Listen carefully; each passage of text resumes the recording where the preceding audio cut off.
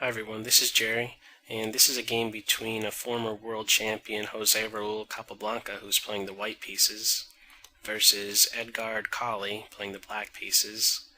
This game was played in Barcelona in 1929, and I think it's a good illustration of positional play by white, which ends with just a little tactic towards the very end of the game to finish black off.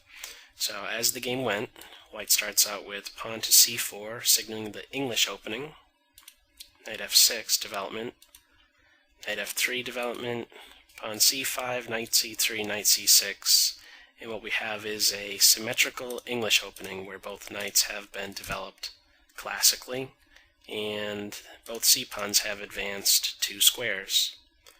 That symmetry ends with white's next move, pawn to d4, and that's often the case in chess. As soon as there is pawn tension or some exchange occurs, that's pretty much the end of any symmetry. Pawn takes pawn, knight takes pawn, and black's next move pretty much puts him in some hot water. It's pretty much a rough road ahead after knight takes knight and queen takes knight, because this queen is very nicely placed in the center of the board and she isn't very accessible to the black pieces. She cannot be very easily chased away from this d4 square. Maybe a better continuation for black at this point in the game for move 5 is to just follow up with maybe pawn to g6 and play bishop to g7, or more specifically just to keep this tension between the knights and not help white out by developing their queen to the d4 square. But as it went, we had knight takes knight, queen takes knight, and now pawn to g6. Pawn to e4, making way for the bishop to develop. Pawn to d6. Don't get into the habit of having moves like pawn to g6. If you're playing the black pieces here, don't get into the habit of playing pawn to g6 and bishop to g7 back to back. You need to take into account the positioning of the white pieces. If you play bishop g7, you're going to have to cope with pawn to e5. The knight's attacked. If it goes to h5, pawn to g4 traps it. If the knight goes to g8, well, is that really how you want to be treating your knight?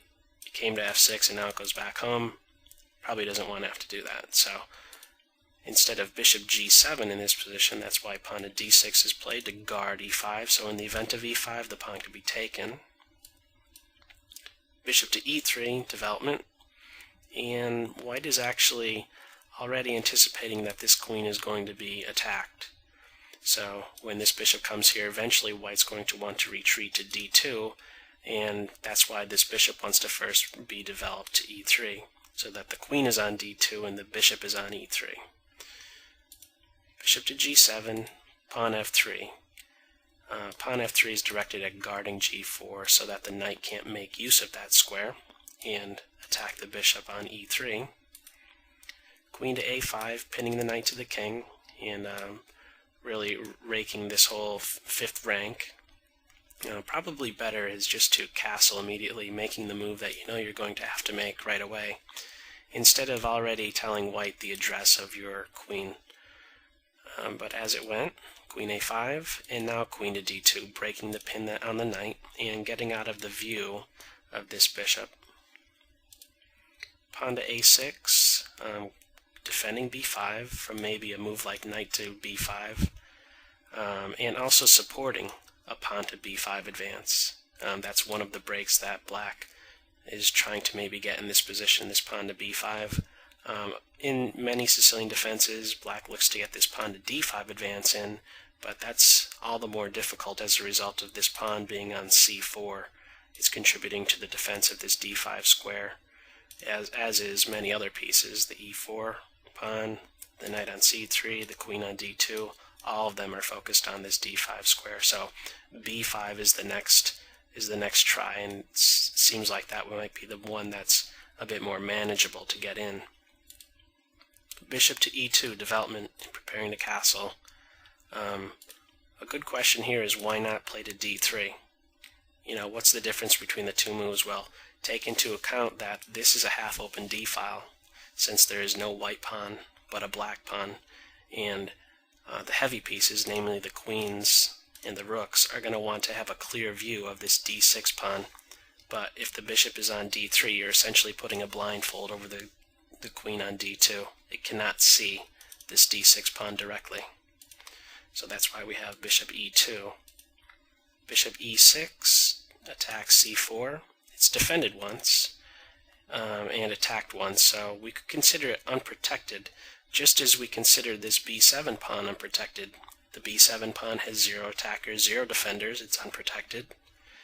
This c4 pawn has 1 attacker, 1 defender. We can consider that unprotected as well.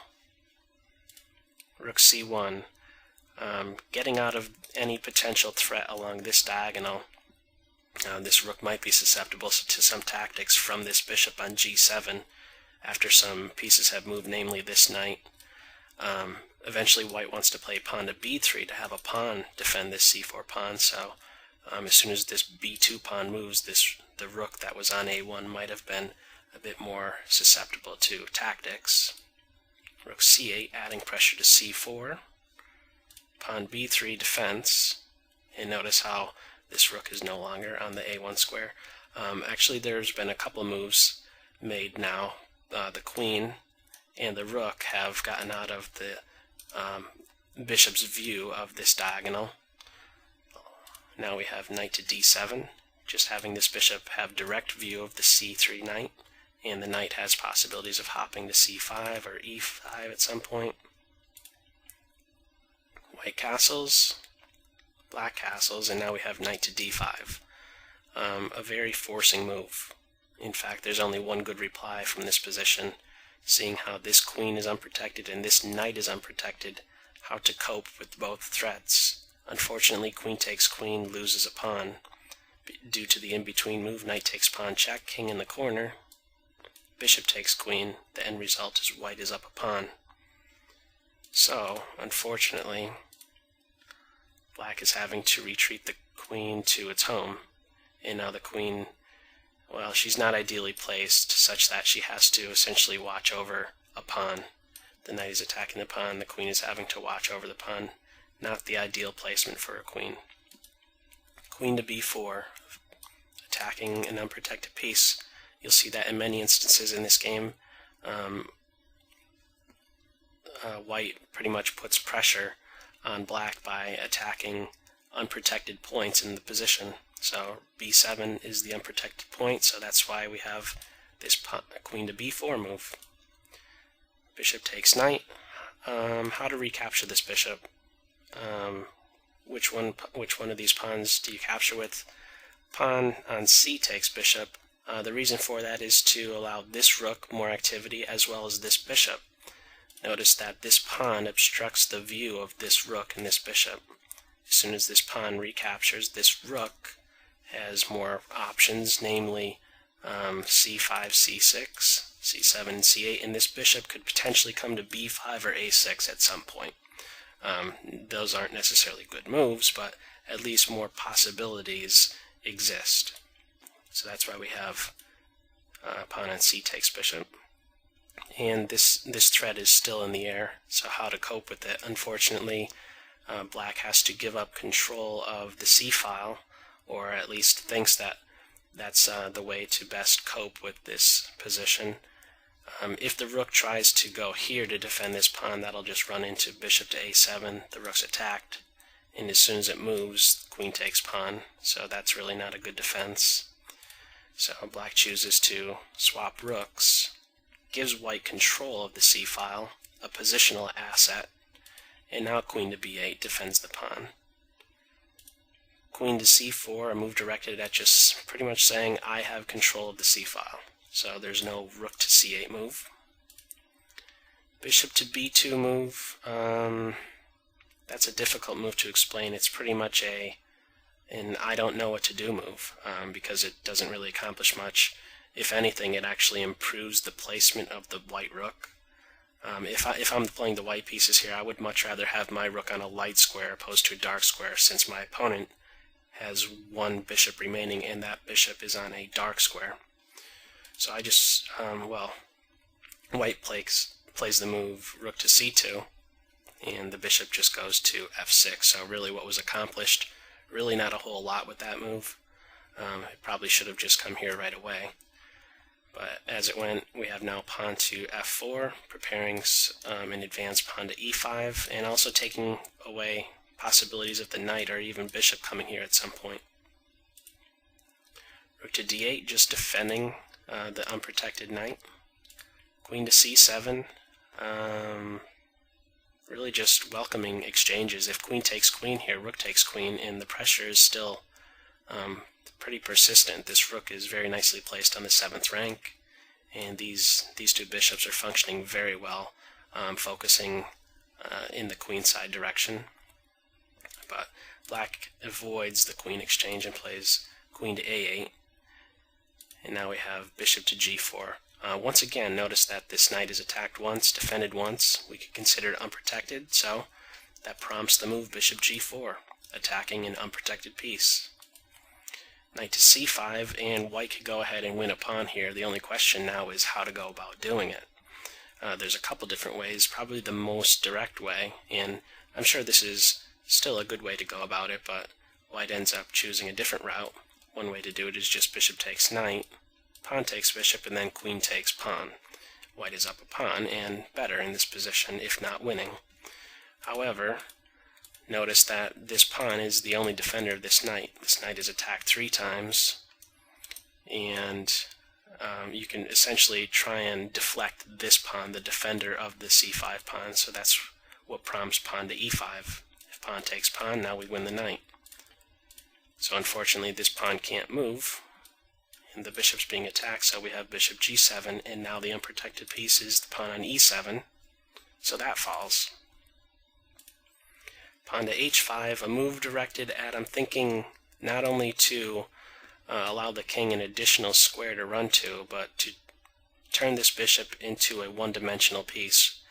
From g4, it's functioning along 2 diagonals. I think black is trying to, I think black is threatening it to make it maybe go to h3, where it's just a one-dimensional piece, just functioning along 1 diagonal.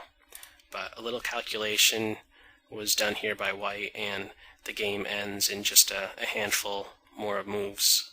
We have pawn to e6, and if pawn takes pawn, we'll just have bishop takes pawn. The 7th rank is now a bit more vulnerable. That's essentially what this move is doing, this pawn to e6 move.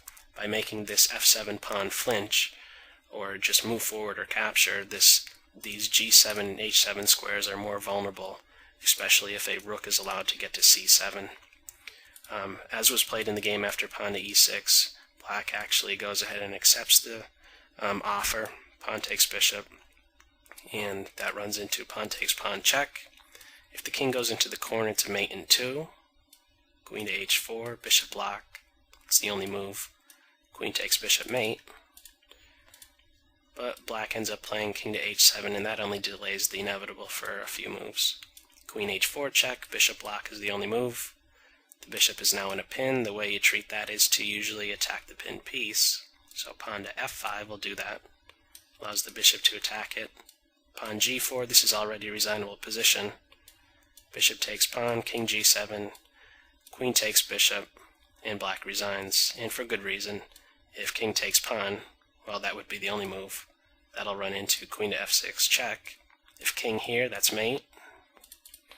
And if king here, that's just going to run into queen takes rook, and white is essentially up a rook and actually a couple pawns, which is equivalent to a win. So that's all for this video. I hope you got something out of it. Take care. Bye.